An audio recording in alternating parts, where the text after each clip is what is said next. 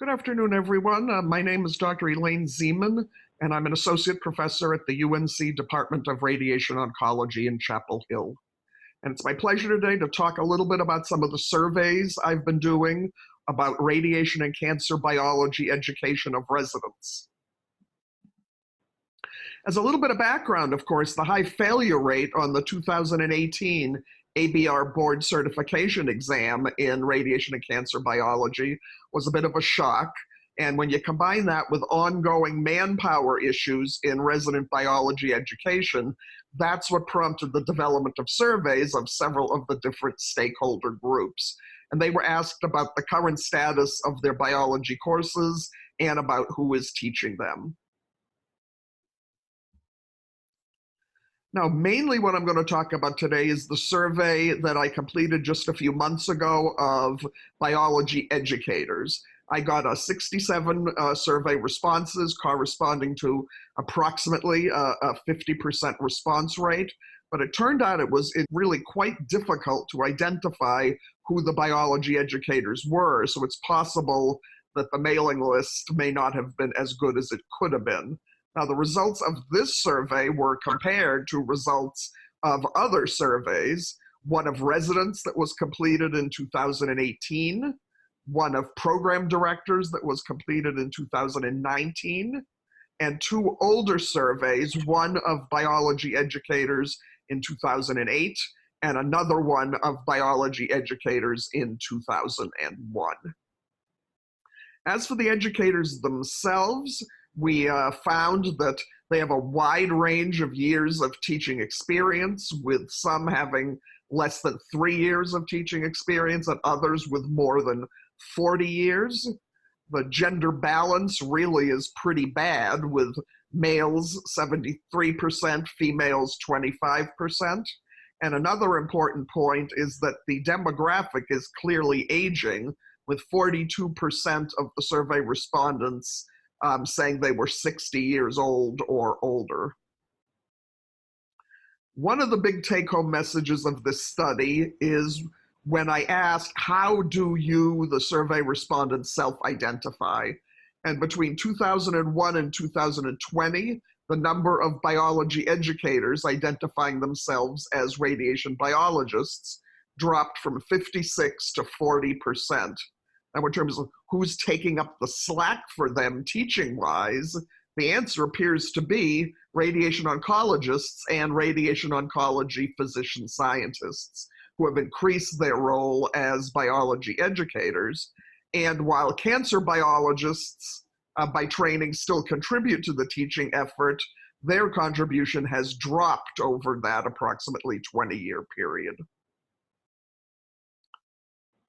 When asked who was teaching the course, we asked this of both the educators themselves and program directors. Senior radiobiologists were cited most often as those teaching, with younger radiobiologists much less so. And as previously mentioned, cancer biologists, radiation oncologists, and radiation oncology physician scientists also contribute. In terms of what these courses are like, I would say an average course consists of about 42% foundational radiobiology, aka classical radiobiology, about 28% clinical radiobiology, and 28% cancer biology.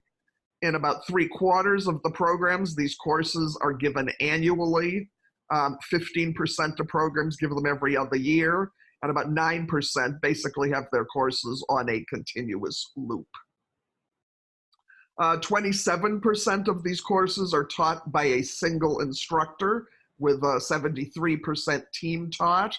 And today, about 15% of programs participate in a multi-institutional course delivered via teleconference or web meeting. The other big take-home message has to do with the course contact hours. And educators reported that today's biology courses are about the same length as they were 20 years ago, and that this was true despite at least a doubling of the radiation and cancer biology knowledge that residents need to master. And not only has there been really no change in contact hours, The contact hours are in fact all over the map, with some programs teaching 10 hours or less of biology and others 50 hours or more.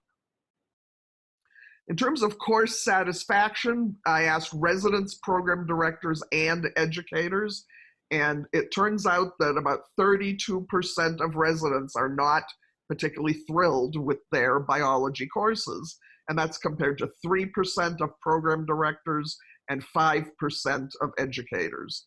At the other end of the spectrum, about 40% of residents, 66% of program directors, and 78% of educators were very or extremely satisfied. Now, you do have to keep in mind that the definition of satisfied or satisfaction could vary somewhat with these groups, but I think the overall conclusion is clear.